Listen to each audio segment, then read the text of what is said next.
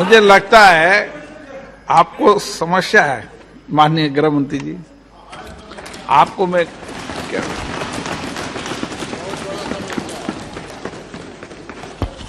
सभापति महोदय,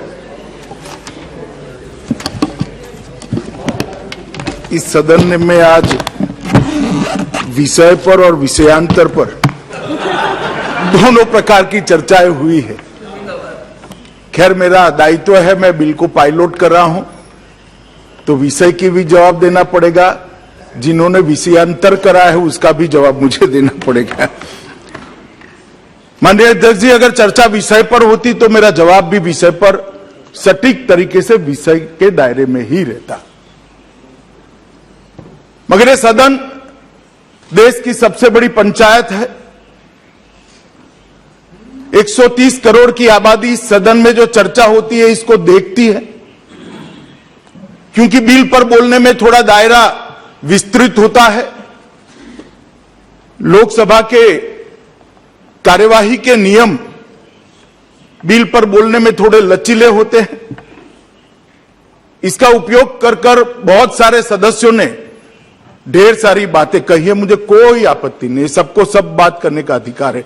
मेरा एक ही विनंती है कि मेरी बात भी जरा ध्यान से सुन लेना। अभी शुरू नहीं हुए दादा, ध्यान से सुन लेना। मैं सबसे पहले जो 20 सदस्यों ने आज की चर्चा में हिस्सा लिया है, पक्ष और विपक्ष के मिलकर सभी ने अपनी अपनी दृष्टि से बिल के बारे में अपने विचार रखे हैं। मैं सभी के प्रति आभार व्यक्त करता हूं कि आपने इस बिल को इतने ध्यान से पढ़ा, इसकी गहराइयों में जाने का भी प्रयास किया, इसके साथ जुड़े हुए राजनीतिक पहलुओं को भी सोचा और अपने अपने दृष्टिकोण से अपने अपनी समझ के हिसाब से यहां पर विषय रखने का प्रयास किया। माननीय अध्यक्ष जी, सबसे पहले एक बहुत बड़ा विषय आया, संघीय ढांचे पर अतिक्रमण का, और दूसरा राज्यों के अधिकार हम छीन रहे हैं इसका। मनीष भाई भी बोले, विपक्ष के कांग्रेस के नेता भी बोले, दादा भी बोले, कई सारे लोगों ने बोला।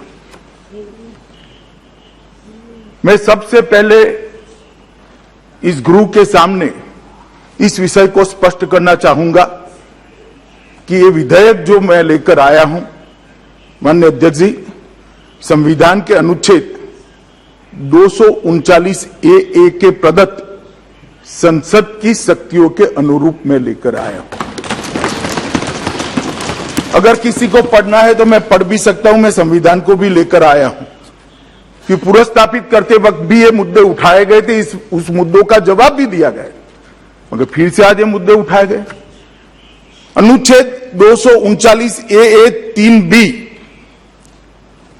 के अनुसार संसद को दिल्ली संघ राज्य क्षेत्र या इसके किसी भी भाग के बारे में उससे संबंधित किसी भी विषय पर, ध्यान से सुनिएगा, किसी भी विषय पर कानून बनाने का अधिकार प्राप्त है।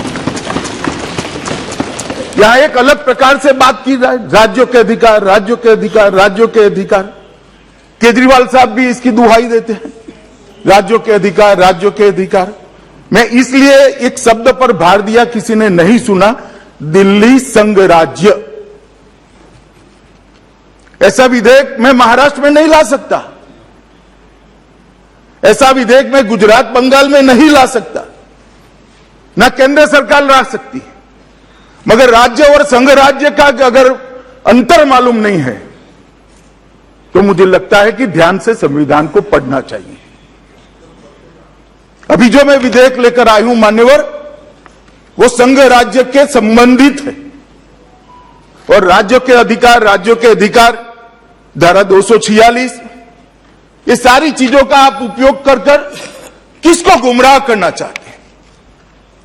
मैं आपको बताना चाहता हूं माननीय अध्यक्ष जी, ये विधेयक हम बिल्कुल संविधान प्रदत्त शक्तियों के अनुरूप लाए हैं और पूर्णतया संवैधानिक विधेयक है,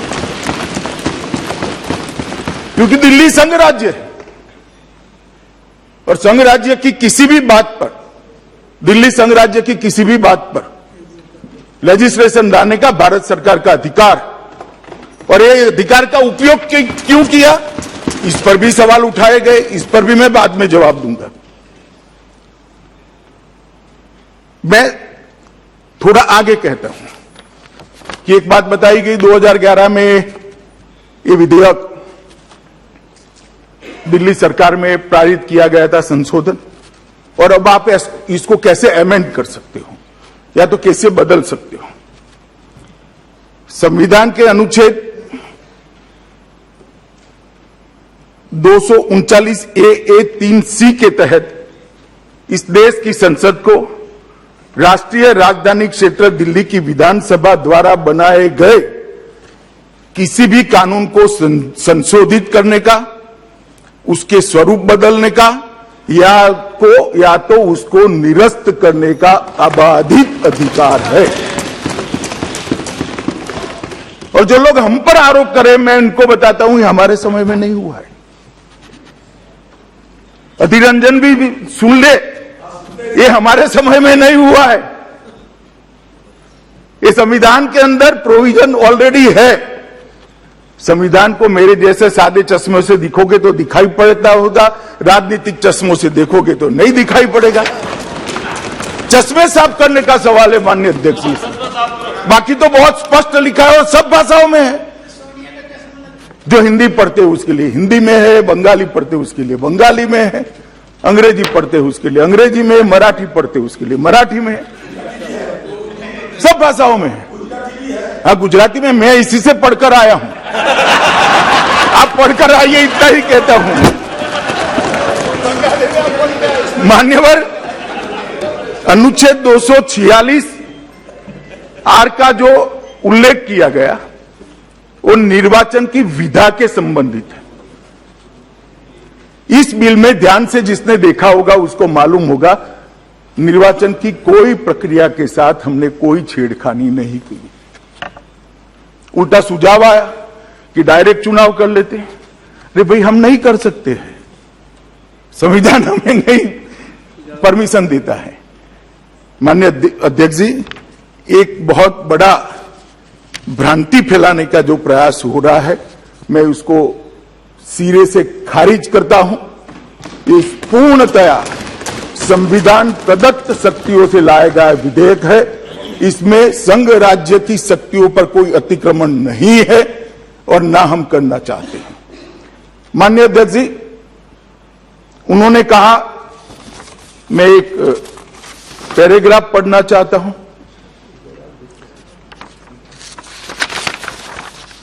कि एक जस्टिफिकेशन था कि भाई राज्य करे। संविधान के अनुच्छेद 239A3C के पहले परंतुक के आधार पर डीएमसी अधिनियम 1957 में संशोधन करने वाला कोई भी विधेयक राष्ट्रपति की सहमति के लिए सुरक्षित किया जाएगा। अगर दिल्ली सरकार करती भी है तो उसको राष्ट्रपति की सहमति चाहिए, मतलब कैबिनेट की चाहिए। इसके अलावा संसद के बाद केंद्र शासित प्रदेश जेएनसीटीडी के लिए किसी भी मामले अर्थात तीनों सूचियों में कोई भी मामला के संबंध में कानून बनाने का समवर्ती शक्तियां प्रदत्त है। इसके अलावा अनुच्छेद 239A3C के दूसरे प्रावधान के तहत भले ही संशोधन अधिनियम को सहमति दी है, संसद किसी भी समय एक ही समान मामले के संबंध में कोई भी कानून बना सकती है, जिसमें कानून में संशोधन करना, अलग अलग करना, निरसन करना सब शामिल है, जो राज्यसभा की विधानसभा के द्वारा ही बनाएगा। मान्यवर, ये मैं एक नोटिंग पढ़ रहा हूं और कांग्रेस के मित्रों की जानकारी के लिए, ये नोटिंग जब 2011 का एक कानून आया तब देश के गृहमंत्री, तत्कालीन गृहमंत्री और विद्वान धाराशास्त्री श्री पी चिदम्बरम ने किया हुआ नोटिंग है। उनका भी इंटरप्रिटेशन यही कहता है। माननीय अध्यक्ष जी, अभी दादा कह रहे थे कि अमित शाह जी सब जगह सरकार बनाना चाहते हैं, इनकी पार्टी सब जगह सरकार बनाना चाहती है। पावर मतलब सरकार बनेंगे तभी तो आएगा, वैसे कैसे आएगा पावर? पावर तो लोकतंत्र में सरकार चुनकर आएगी तभी आएगा। तो मैं गृह में कहना चाहता हूं कि हाँ, हम चाहते हैं हर जगह हमारी सरकार बने, इसीलिए तो चुनाव लड़ते हैं। चुनाव क्यों लड़ना? आप क्यों गोवा में गए भला बताइए? आप क्यों त्रिपुरा जा रहे हैं बताइए भला? आपको भी अधिकार है, मैं ना नहीं बोलता, आप भी जाइए, आप भी जाइए। हर पार्टी ने हर जगह अपनी आइडियोलॉजी, अपना स्टैंड, अपने कार्यक्रम, अपनी सरकारों के परफॉर्मेंस को लेकर जाना चाहिए। यही तो लोकतंत्र की खूबसूरती है, इसमें आपत्ति क्या होती? हर जगह पे कोई पार्टी विचार करे कि हमारे लोग चुनकर आए, हमारे कार्यक्रम के आधार पर, हमारी विचारधारा के आधार पर, हमारे नेता की लोकप्रियता के आधार पर, तो इसमें आपत्ति क्या हो सकती है? लोकतंत्र में आपत्ति उनको हो सकती है जिनको सत्ता छीनने का डर है, लोकतंत्र के पुरोधाओं को नहीं हो सकती। मैं अभी भी कहता हूं दादा, हम चाहते हैं कि हमारे कार्यक्रमों के आधार पर, हमारी विचारधारा के आधार पर, हमारे नेतृत्व की लोकप्रियता के आधार पर और हमारी सरकार के परफॉर्मेंस के आधार पर हम सब जगह चुनाव लड़ना चाहते हैं और जीतना भी चाहते हैं। मगर हम सत्ता विपक्षी कार्यकर्ताओं को मारकर हत्याना नहीं चाहते दादा, सीरीज ऑफ खून कर हत्याना नहीं चाहते, कार्यकर्ताओं की पत्नी और बहनों पर बलात्कार कर हम नहीं चाहते सत्ता ले। ये हमारी संस्कृति नहीं है दादा। और लोकतंत्र का क्या थी? कांग्रेस पार्टी, टीएमसी क्या थी? कांग्रेस पार्टी, टीएमसी, बाकी सारी पार्टियों के नाम देना नहीं चाहता, जो अपनी पार्टी में परिवार के आधार पर पार्टी चलाते हैं, कई सालों तक अध्यक्ष का चुनाव नहीं कर सकते हैं, वो देश के लोकतंत्र की चिंता कर। अरे भले अपने कार्यालय में तो चुनाव करा लो भाई, पहले अपनी पार्टी में तो करा लो, देश की बात में बात करना।